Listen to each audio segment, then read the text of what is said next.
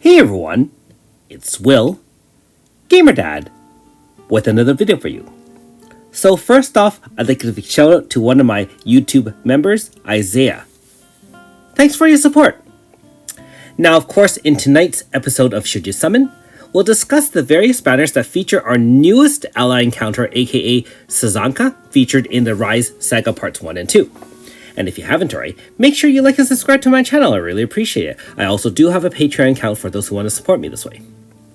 Alright, so a lot more information on Sazanca has come out, mainly because there have been a lot of people who have been pulling for Sazanca, and so I do appreciate anyone who's shared their information with me. Now, that being said, let's get right into it. So there are the Boundless Heights Fire Edition, which, you know, it's more of a support banner for Sazanca. Sazanca being a Fire Zone setter with some DPS, but a lot of offensive and defensive support, as well as some unique abilities as well. So if you use some paid stones or a Heaven subscription ticket on the guarantee 10th pull, you'll get one of the following 5. Palm AS, Parisa AS, Lovely AS, Noble, Blossom, Sukiya, and Sukiya Regular. Now, I suppose that, in terms of getting these 5 units guaranteed, and of course pulls 1 to 9 can still get you a Sazanca, albeit at a much lower rate from what I understand here. Let me just double check that. Being that any banners nowadays, we do have to look at everything to make sure it's here. Okay, Sazanca is here, and note that this is not a pickup bonus banner. If you hit her, you'll only get 1 out of 3 awakening gauges, which is unfortunately a big loss in that sense. That's really unfortunate. Hopefully, with future kind of featured banners like this, even though it's not featured for her, maybe they'll give a little bit more of a bonus in that sense. Right off the bat, I would say, unless you haven't Stellar Awakened Sukiya, and who wouldn't have at this point unless you're like me and hoarding all those Severus gems, the Sukiya normal style is a huge loss in this banner. If you really wanted that, you would have done it on the Fateful that gave you both 1 star chart specific to Sukiya, as well as a guaranteed Sukiya, which gives you 16 shadow plus another star chart. Ultra Sukiya, on the other hand, is a great Fire Zone setter as well. I wouldn't say she's power crept. She's still actually very viable in today's meta in terms of setting Fire Zone, giving a lot of support, can still change one of your units permanently to fire, and gives some nice 100% fire debuffs, as well as some modest crit damage up and power and instant damage up, power and int stats up as well. AS Lovely, well, as I said yesterday, hey, WFS knows what's up. They must have watched my video on the level 10 Melissa clear and decided that that is a mega unit and must be summoned for. That being said, hey, she still is quite a decent tank and has some niche abilities unique to her as a Guardian, aka ultimate defense times 2. Not quite the same as AS Radius, but has her own uniqueness, especially the type res 100% down and the counter attack in that sense, plus the AF charge, which AS Radius cannot do. AS Parisa, AS Palm, I haven't had a lot of experience with them, but my overall feel is good. Above average, I should say, being that they're newer units. However, I think they're relatively niche use, and so I'll delegate them to second line in general. And so, overall, I don't think there's a lot of value here. If you're really new to the game and you need high-end fire units, I suppose you could summon on this, but I do think there is better value than that in the future. And of course, Sazanca, being our real featured unit, 3 times max. If you hit, it's 3 out of 3 awakening gauges. If you hit again in the same time or in the banner, you'll get a plus 10 light for 26 for the 6-second hit and on. So 16, 42, and so on and so forth. Same thing, 0.4, 0.8, 10% on the 10th pull. Pulls 1 to 9 are like that. And of course, you can hit all the other units in the game, although again, at 1 out of 3 awakening gauges, such as ES Philly, AS Alma, and so on and so forth. Bots Rainbow Sisters are always around, so that's really unfortunate in that sense. And of course, let's get into the main banner, which is Sazanca. At least for me, it's the main banner. This one is a free banner, so you can use free or paid stones. Same thing. You can hit the Awakened 3 out of 3 if you want it, and plus 26 if you happen to hit 2 copies, or if you're lucky enough to hit 2 in the same 10 pull. Now, that being said, you do have an up rate of the 4.5 star, although that will not help your Stellar gauge, and so that's a big no on WFS. But that being said, you do get a 1.2% on pulls 10, and of course, 0.4, 0.8 flats if you single pull, or if you do a 10 pull on pulls 1 to 9. Any unit that's still in banners right now, I don't believe is available, so I don't think Melpy is in here. It's hard to actually find it because we have so many units out there. That being said, ES Thilly is in here, Awakening Gauge only 1. Melissa, of course, is in here, Awakening Gauge plus 1. Alma, and yeah, I don't see it here under Winefica. So that's a little bit unfortunate. All right, so what about Sazanca? Sazanca is an amazing offensive and defensive support unit. It obviously can set Fire Zone as well, but I don't think you're going to be using her for that. I mean, if you really want a Fire Zone setter, you have free Aisha, you have free Fire Zone Grasta from the early boss rush, which, by the way, at this point in the game, should be pretty straightforward to clear.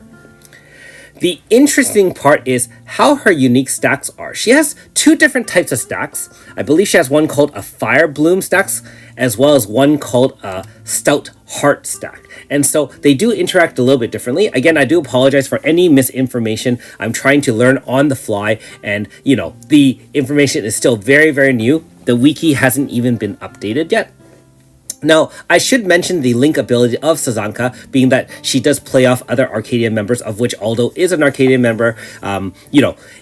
For if you happen to use 4 or 2 Arcadia members, depending on the zone and the people in the front line, then it'll have different effects. For example, if you have Earth Zone effect, in effect while you have Sirius up front, then it'll change the Kaleido to certain colors, obviously Earth. In the case of Melpy, I believe it was Wind, and in the case, of course, for Sazanca, it'll be Fire. So nice little bonus, but I mean, really niche how many Arcadians are going to be released in the future other than the ones from the Wryz Saga. But what makes her really powerful is that if you get a fully Stellar Awakened one, you will get 10 Stout Heart stacks with the non-awakened one. And when you awaken the ability, you'll get an additional 10, so you'll start with 20. And on top of that, everyone does get at turn start stacking Stout Heart stacks on the user equal to number of frontline light allies. So basically 4 per turn, start with 10, but you start with 20 if you are Stellar fully awakened.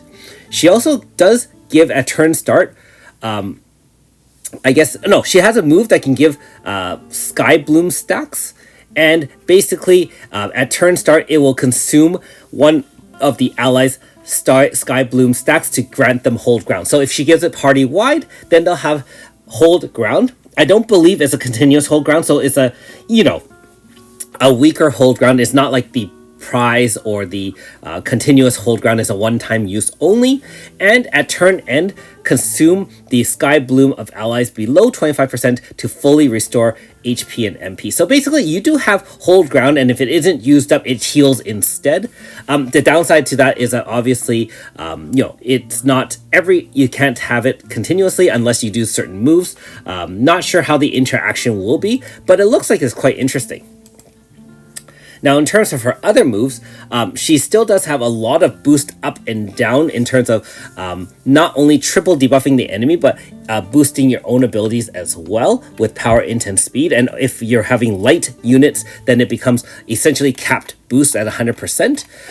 She has a I'll say moderate attack. I don't imagine her being a top line DPS unit, but she is extremely just the fact that she can give hold ground, as well as, oh, by the way, her kit does include heals now, so she can heal and give status immunity, all the good stuff that we now need against super bosses, making it extremely difficult to win without them.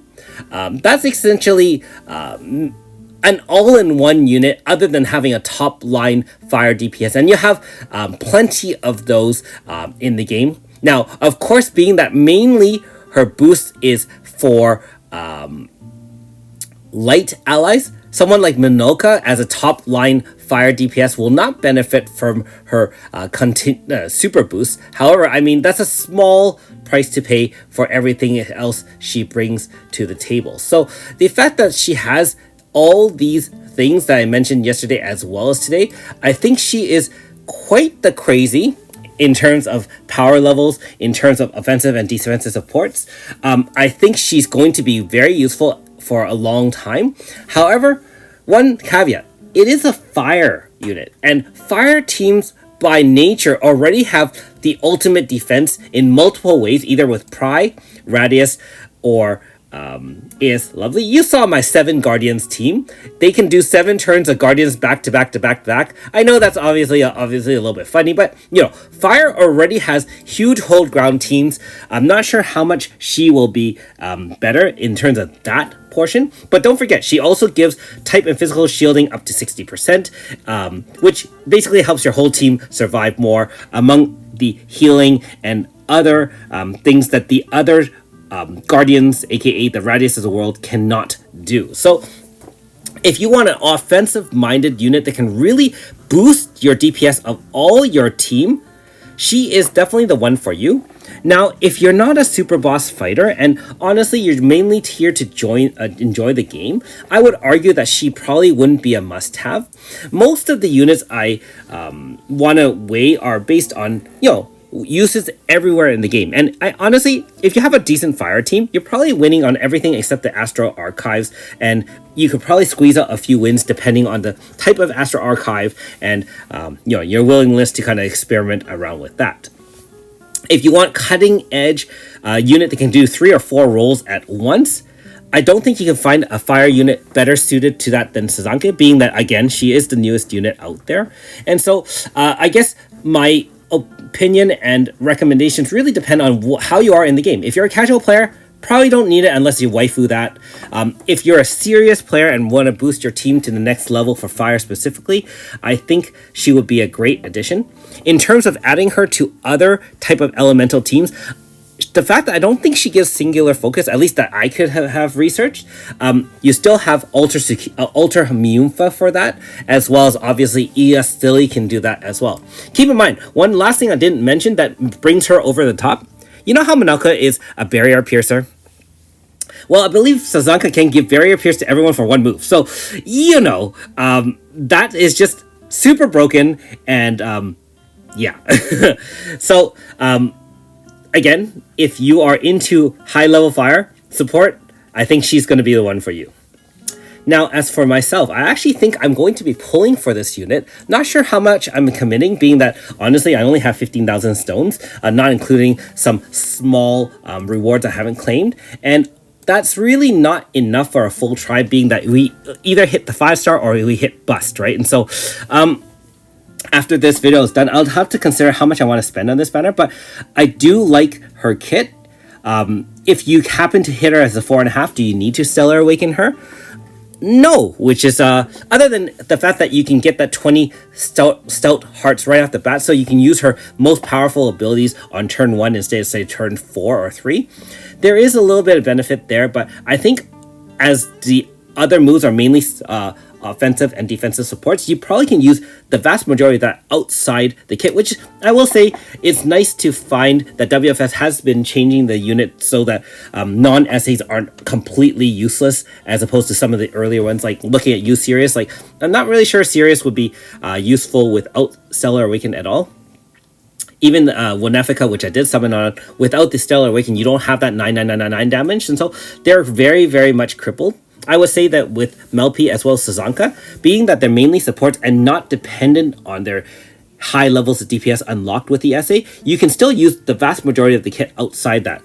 Even with ES Philly, without having her SA, you're waiting essentially 3 turns to get her, sword wielding savior mode, and she's delegated to a support until then, which defeats the purpose of most things. So to sum it up, go for it if you're a serious fire player. If you're more of a casual, then probably not. If you like her kit, go for it. You heard what she does. And I will be summoning for it at some point.